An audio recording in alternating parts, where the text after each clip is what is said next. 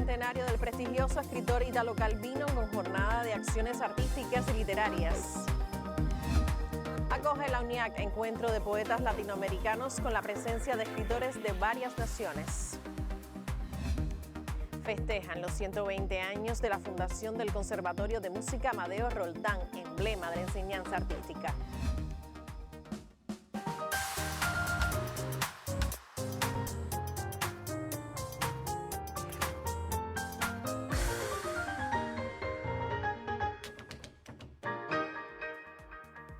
Saludos desde La Habana, es martes 3 de octubre de 2023 y abrimos una nueva emisión del noticiero cultural de la televisión cubana.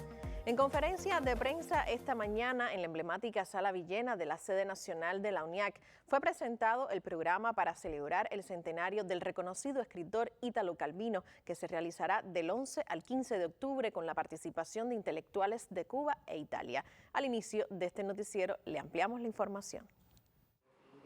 La jornada, una de las mayores dedicadas a Italo Calvino fuera de Italia, se celebrará del 11 al 15 de octubre y ha sido organizada por la UNIAC, el Ministerio de Cultura, la Casa de las Américas, la Universidad de La Habana y la Embajada de Italia en la isla. Esa conexión con Cuba, que se debió a la presencia de sus padres, que eran científicos y que trabajaron en Cuba en esos años, establece una conexión especial entre Cuba y Calvino, y es eso que intentamos celebrar a través de este calendario de conmemoraciones del que hablamos hoy aquí. La Unión de Escritores y Artistas de Cuba acogerá la premiación del concurso de novela Italo Calvino, así como la presentación de la edición cubana de la trilogía Nuestros Antepasados, una de las obras más representativas de este escritor.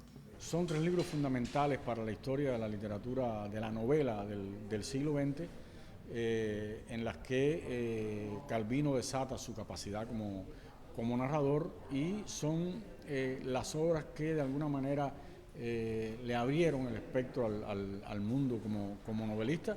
Sabemos que escribió otro género. Durante el sábado del libro se presentará la novela Cherie, de la autoría de Daza Novak, ganadora del premio Italo Calvino 2021. Por su parte, la Casa de las Américas se inserta en esta jornada a través de la presentación del libro Calvino, Cuba y América Latina, de las autoras Mayerín Bello y Laura Di Nicola. Un libro dedicado a la relación entre Calvino, Cuba y Latinoamérica. Es una especie de antología, ¿no?, de aquellos textos en los que Calvino reflexiona sobre temas de la cultura latinoamericana, sobre temas de la región, luego escritores y estudiosos que analizan la obra de Calvino y, bueno, en fin, un conjunto de textos que tienen que ver con el título del volumen. Como parte de esta jornada, la Facultad de Artes y Letras de la Universidad de La Habana develará la tarja del aula Italo Calvino y se realizará un conversatorio sobre este escritor cubano-italiano.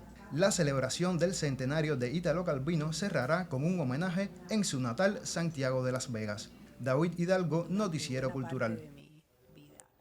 Y de literatura continuamos hablando al inicio de esta emisión. Hasta mañana miércoles se reúnen en La Habana una veintena de escritores de Bolivia, Honduras, Ecuador, Colombia, México y nuestro país, que convocados por el Festival de Poesía Paralelo Cero, la Unión de Escritores y Artistas de Cuba y el Centro Cuba Poesía comparten su creación literaria. Los detalles en el siguiente reporte. La primera jornada del encuentro de poetas iberoamericanos, en su lugar La Poesía, mostró la diversidad cultural y lírica de la región a través de 12 artistas de Cuba, Bolivia, Honduras y Ecuador. En la sala Rubén Martínez Villena del UNIAC se escucharon las voces de los Premios Nacionales de Literatura Nancy Morejón y Miguel Barnett. La isla estuvo representada además por el ministro de Cultura Elpidio Alonso y los escritores Alex Pausides, Alberto Marrero y Roberto Méndez. La poesía latinoamericana es una poesía de una gran intensidad. Lo importante en este momento es que la poesía es muy diversa y por supuesto que ahí tú puedes decir, bueno, esta poesía se afilia más o menos a una manera de hacer en el sur, pero no es lo prioritario es el descubrimiento de la voz personal del poeta y el vínculo de esa voz con su tradición lírica. El evento es auspiciado por el Festival de Poesía Paralelo Cero, presidido por el poeta ecuatoriano Javier Oquendo, así como por la Asociación de Escritores del UNIAC y el Centro Cultural Cuba Poesía. Entre los invitados estuvieron la boliviana Paula Rodríguez y los ecuatorianos Kevin Villasís, Juan Suárez y Elsie Zuquilanda. Desde Honduras destacó la sensibilidad de Shalbert y Rolando Catán. El misterio de la literatura, cómo te puede presentar cualquier realidad en la retina del otro, y a pesar de que todos tenemos experiencias diferentes, vivimos en geografías diferentes, podemos sentir la pulsación de las mismas emociones. Si es Bolivia, si es Colombia, si es Ecuador, si es México, si es Cuba, todos nos encontramos en los textos ese espejo agigantador, porque nos vemos, pero nos vemos más profundo. La segunda jornada será el 4 de octubre en la Sala Villena de la Unión de Escritores y Artistas de Cuba. A las 4 de la tarde dialogarán una vez más la poesía cubana y latinoamericana. Lisandra Ronquillo, Noticiero Cultural.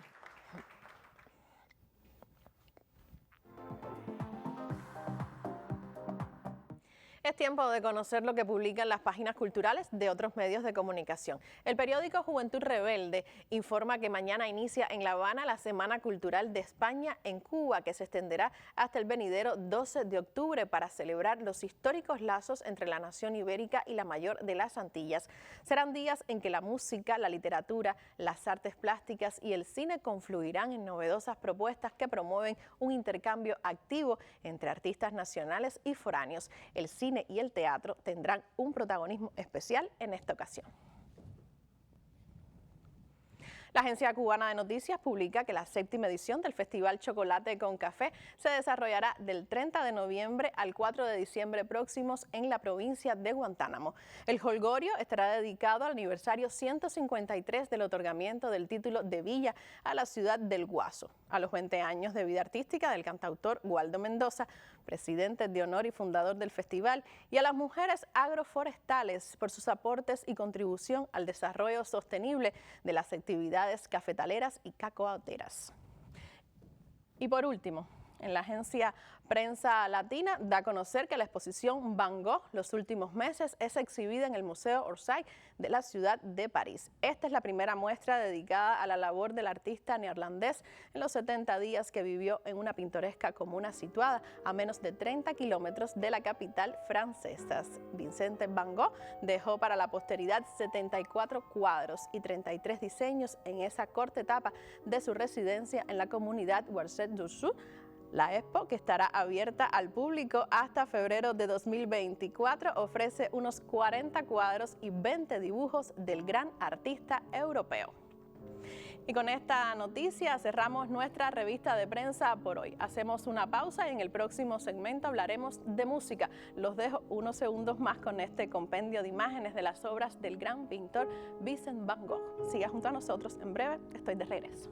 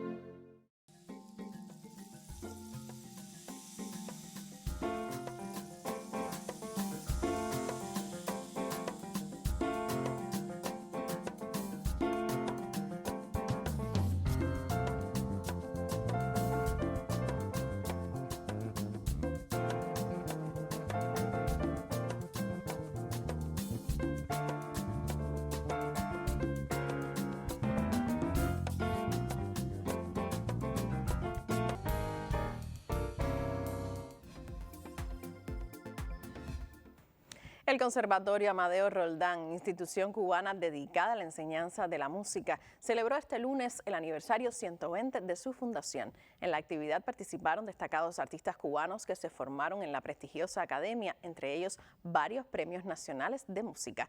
Mi colega Jenny Fleites nos cuenta. Con aplausos, el público premió a los alumnos y también a los maestros. El programa de conciertos seleccionó obras significativas de la música cubana con acordes que transitaron desde lo clásico hasta lo popular. Estoy en cuarto año de doble carrera, piano y teórica, donde hemos recibido una gran enseñanza con mucha calidad, excelentes profesores que nos están preparando para nuestra vida cuando seamos profesionales. Orgullosa de estar en esta escuela. Ya este año me graduó y estoy orgullosa de tocar una obra del mismo José María Vitiés que estaba presente en el teatro hoy.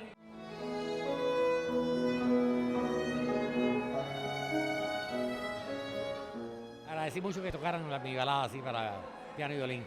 Pero bueno, no solo eso, en realidad todo lo que han tocado ha sido a muy buen nivel. La gala artística por los 120 años del Conservatorio Amadeo Roldán trajo muchos de los presentes recuerdos del pasado. Estoy ligado a esta escuela desde muy jovencito, cuando empecé a ver mis estudios de violín, de dirección coral. Hemos después enviado a mis hijos a esta escuela y ahora tengo a las nietas en la escuela. Ya está la tercera generación de López Gavilán aquí. De 2 años. Yo cumplo 50 años de haberme graduado aquí, que fue el comienzo de mi carrera. Y esta escuela me trae muchos recuerdos, la verdad, muchos recuerdos. Y me maravilla cómo la tienen y la cantidad de esta generación nueva, de músicos nuevos que están saliendo aquí, que es fabulosa. La verdad que han hecho un alarde aquí de talento. Fui alumna también de este conservatorio hace bastantes años. Y todo lo que no ha parado, o sea, todo lo que ha hecho la revolución por la cultura, aquí se está demostrando que es imparable. En el Conservatorio Amadeo Roldán estudian alumnos de nivel medio. Se imparten 20 líneas de instrumentos musicales, asignaturas teóricas y dirección y canto coral. En la gala se presentaron desde solistas hasta agrupaciones de diferentes formatos. El miembro del Comité Central del Partido y primer secretario en La Habana, Luis Antonio Torres Iríbar, y el ministro de Cultura, Alpidio Alonso Grau, acompañaron a los artistas en una jornada de júbilo para la música cubana. Un conservatorio que tiene un gran peso en la historia musical cubana y en la historia de la pedagogía musical cubana. Los directores que ha tenido nuestro conservatorio fueron relevantes compositores, directores de orquesta. Podemos mencionar a Amadeo Roldán, Diego Bonilla, Guillermo Tomás. El espíritu que animó a alumnos y maestros del pasado sostiene a las nuevas generaciones. 120 años de música en el Conservatorio Amadeo Roldán se multiplican en Cuba. Es la voluntad de un país que aún en las más difíciles condiciones garantiza en 37 centros de enseñanza artística una formación gratuita del más elevado rigor. Giovanni Viñales y Jenny Fleites, Noticiero Cultural. Y seguimos hablando de música, pero esta vez en el oriente del país. La Fiesta Sinfónica confirmó una vez más las fortalezas de la enseñanza artística en la provincia de Holguín. Nuestra corresponsal en la ciudad de Los Parques nos ofrece los pormenores. Como un concierto de un elevado nivel artístico y una exquisita selección músico-danzaria, pudiera calificarse la Fiesta Sinfónica 2023, que tuvo como escenario al Parque Carlos Manuel de Céspedes de la ciudad de Holguín, y como protagonistas a los miembros de la Orquesta Sinfónica de la provincia, junto a más de 70 estudiantes de la enseñanza artística, entre solistas, bailarines e instrumentistas, todos bajo la dirección artística y general del maestro Oreste Saavedra. Durante 2 horas, la Orquesta Sinfónica Holguinera volvió a demostrar por qué se le considera una de las mejores de su tipo en Cuba y acompañó de forma magistral a los versátiles integrantes de Feeling Voices, a la joven Emilia Pupo, a la promisoria pequeña Anabel Saavedra y al virtuoso Nadiel Mejías. El público pudo disfrutar también de poemas de Nicolás Guillén, Virgilio Piñera y Delfín Prats en la voz del actor y director de la compañía de narración oral Palabras al Viento, Fermín López, además de la actuación de los cosplayers del popular grupo Banzai. El concierto espectáculo, presentado por los locutores Vivian García y Bernardo Cabrera, se distinguió con el guión del poeta y narrador Erian Peña y con la atinada producción de Artemio Leiva, cuyo resultado es digno de destacar por las disímiles demandas técnicas que entraña hacer este tipo de espectáculo al aire libre, en el que intervienen más de 120 artistas en escena. A pesar de los riesgos acústicos que presupone tocar en exteriores, Fiesta Sinfónica 2023 fue un verdadero disfrute para los sentidos del público, que presenció temas tan variados como Despertar Guajiro de Rodrigo Prats, Ámame como soy de Pablo Milanés, Piratas del Caribe de Klaus Badelt y Un minuto nada más de Yariannis Cordero, directora del cuarteto Feeling Voices. Con esta quinta edición, el proyecto Fiesta Sinfónica se consolida como uno de los eventos anuales más esperados y aplaudidos entre las múltiples propuestas culturales de la ciudad cubana de los parques. Desde Holguín, el camarógrafo Daniel Leiva, Bernardo Cabrera e Iris Torres para el Noticiero Cultural. Y este 2 de octubre dio inicio el Festival Internacional La Guarapachanga en su 8ª edición. El evento, considerado como una fiesta de la música cubana, propone numerosas opciones para los amantes de nuestra creación musical. Desde Pinar del Río conocemos otros detalles. La guarapachanga se puede bailar. Con el lema A Guarapachanguear fueron recibidos este lunes los invitados internacionales que formarán parte del festejo. Artistas del patio de reconocimiento nacional y foráneo estarán presentes en estas jornadas artísticas, teniendo Viñales como subsede. Sobresale en este inicio de la Guarapachanga, fiesta de la música cubana en su 8ª edición, la celebración del aniversario 30 de la agrupación Vallezón y el concierto especial de Pancho Amat y su Cabildo del Son en la jornada de mañana, día 3 de octubre, en la Plaza Cultural de Viñales. El concierto de celebración de estas 3 décadas de trayectoria de Vallezón significa motivo de regocijo y deseos de engrandecer el trabajo desarrollado. Es un tremendo honor. Primero darle gracias a ese excelente cantante y músico Miriela Mijares por pensar en mí y después, bueno, darle las gracias a la Dirección de Cultura de la provincia, del municipio, por tener ese gesto de homenajear a agrupaciones que hemos estado durante mucho tiempo defendiendo la música cubana, defendiendo los valores y los principios de la música cubana en este país nuestro, y de lo cual me siento orgullosísimo y me siento súper homenajeado. Iniciar la Guarapachanga en territorio viñalero representa hacer énfasis en los tesoros artísticos y culturales que posee este sitio.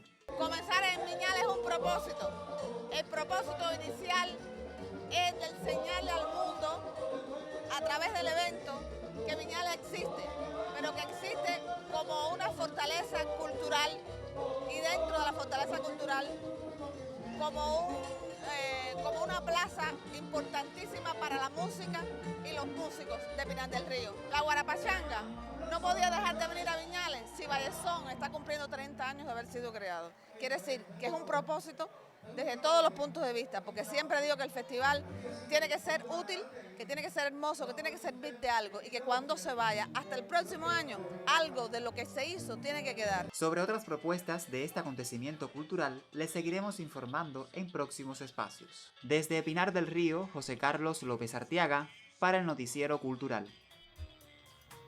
Tiempo de hacer una última pausa en nuestra emisión de martes. Al regreso abrimos nuestra sección Contrapunteo, que esta semana dedicamos a la tradición, presente y futuro del cartel en Cuba. Mantenga la sintonía, en un minuto estoy de vuelta.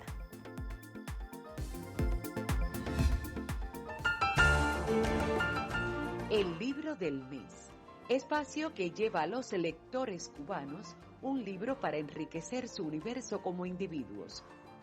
Cuentos nuevos que parecen antiguos, de Luis Caicés Sánchez, por Ediciones La Luz. Un libro vivo es un libro abierto.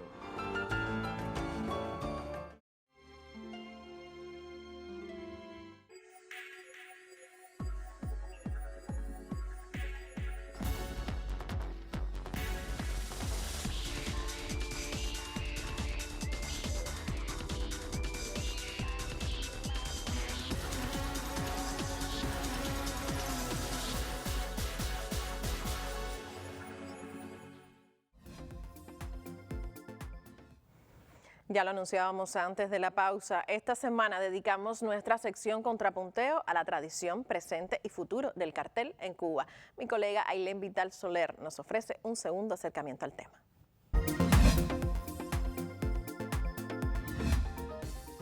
Con la creación del Instituto Cubano del Arte e Industria Cinematográfico ICAI y con ella la aparición del cine cubano, el cartel se convirtió en el medio de promoción por excelencia. Sus características reposaban principalmente en el uso de una amplia gama cromática, el método de impresión serigráfico y una variada propuesta artística y conceptual que marcaron pautas en su diseño. Esencialmente se veía influenciado por la situación social, política y cultural que vivía el país por los años 60. Pero ¿cuáles son los principales referentes de la creación del cartel en Cuba? A través de instituciones, el ICAI, que tuvo una múltiple obra, la propia UNIAC, también han tenido que ver muchas que ya no existen, que se agruparon después en otras instituciones, pero siempre vinculadas al espectro cultural, y hubo mucho peso de la gráfica política, a través del Comité de Orientación Revolucionaria, por ejemplo, que tuvo una creación masiva que además tenía que llegar a todas partes del país, y que muchos de los creadores que hacían cartel cultural, hacían cartel político. Entonces había una relación entre ambas gráficas que se puede decir incluso que el cartel fue capaz de politizar lo cultural o culturizar lo netamente político. Tuvo esa habilidad de comunicarle a todos por igual. Vemos figuras como Rivadavia, vemos figuras como Morante, que empezaron desde una manera de hacer con el cartel cinematográfico y después ha ido evolucionando con el paso del tiempo, ¿no? Vemos figuras como más actuales como puede ser Nelson, como puede ser Raupa, como puede ser El Mola. Vemos la figura de Pepe Menéndez, Michelle y Ania del Río. Hay una nueva generación que está encabezada por muchachos jóvenes como Aristides Torres, Julio Montesino y Anaísi Puente, que son jóvenes que están haciendo del cartel también una práctica y como desde el diseño gráfico se dedican a eso. ¿Hasta qué punto los creadores contemporáneos honran la gran tradición del cartel en nuestro país? El estudiante de diseño busca cuáles son las ramas que le gustaría ejercer en su futuro como diseñador, específica de la carrera de diseño gráfico. El cartel es una que siempre sale a relucir, a veces como objetivo o a veces simplemente como fase exploratoria, que no sucede con otras ramas del diseño, como por ejemplo el diseño de interfaz, por ejemplo. Entonces, eso yo creo que denota mucho, ¿no? de cómo hay una tradición que vino, existía antes del 60, ¿no? Antes del 59, pero que se vino afianzando y que creó por sí solo una escuela de gráfica en Cuba. Todo aquel diseñador, no solamente diseñador graduado, diseñadores que se dedican a la cartelística, todo ese profesional con habilidades a la hora de representar, con conocimientos de comunicación, con conocimientos de semiótica, bebe de esa historia y es imposible no beber de esa historia. A través de nuevos medios, a través de nuevas herramientas, a través de nuevas carencias o de nuevas adquisiciones, siempre emulan la tarea de generar cartel, de diseñar cartel o al menos de conocer a los cartelistas cubanos. En esta semana en nuestra sección Contrapunteo estaremos debatiendo sobre la tradición, presente y futuro del cartel en Cuba. Ailén Vital Soler para el Noticiero Cultural. Muchas gracias a mi colega Ailén Vital por este segundo acercamiento al tema que debatimos esta semana en nuestra sección Contrapunteo, la tradición, presente y futuro del cartel en Cuba. Yo les recuerdo que usted puede participar de nuestro intercambio con sus opiniones y criterios si nos escribe a nuestro correo electrónico contrapunteonc@cuarte.cul.cu. También nos puede dejar un mensaje en nuestra página de Facebook que ahora mismo aparece en pantalla. Y en la galería de la Casa de la UNIAC en Guantánamo quedó inaugurada la exposición Entre los géneros y los mundos. Al cierre de esta emisión le contamos. Entre los géneros y los mundos es una exposición retrospectiva del tránsito de la doctora Enriqueta Fauvés desde Lausana, Baracoa y Nueva Orleans, que ofrece a los guantanameros desde la Galería La Celosía de la Casa de la UNIAC un acercamiento a la historia de esta mujer con sus misterios y peculiaridades. Esta es una exposición itinerante que ha recorrido varios lugares, incluso ha viajado entre Suiza y Cuba. Su primera muestra fue en la ciudad de Lausana, que es el lugar donde nació Favés y donde comenzó su historia. Luego se exhibió en La Habana, que está vinculada también a la historia de Favés, porque en La Habana fue donde Favés sufrió prisión y desde donde fue deportada de Cuba.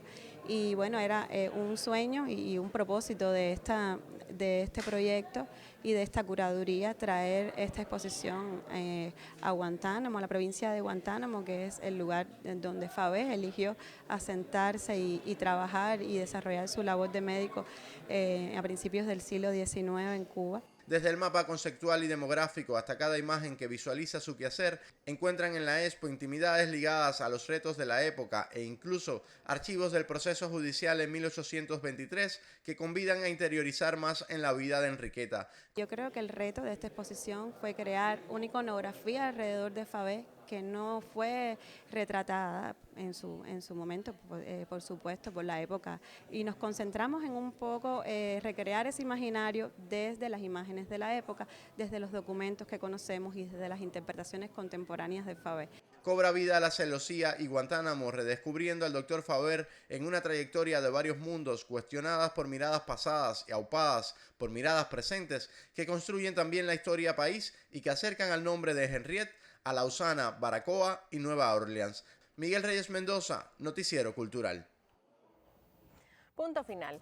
En esta emisión del Noticiero Cultural le informamos que Cuba celebrará del 11 al 15 de octubre el centenario del escritor Italo Calvino. Le ofrecimos detalles del encuentro de poetas latinoamericanos que tiene por sede la Sala Villena de la UNIAC y compartimos los testimonios de participantes en los festejos por los 120 años de la fundación del Conservatorio de Música Amadeo Roldán, emblema de nuestra enseñanza artística. Gracias por acompañarnos en esta entrega informativa. Nosotros regresaremos mañana para contarles sobre el acontecer del arte y la literatura en Cuba y el resto del mundo. Hasta entonces me despido, como siempre, con un saludo desde La Habana.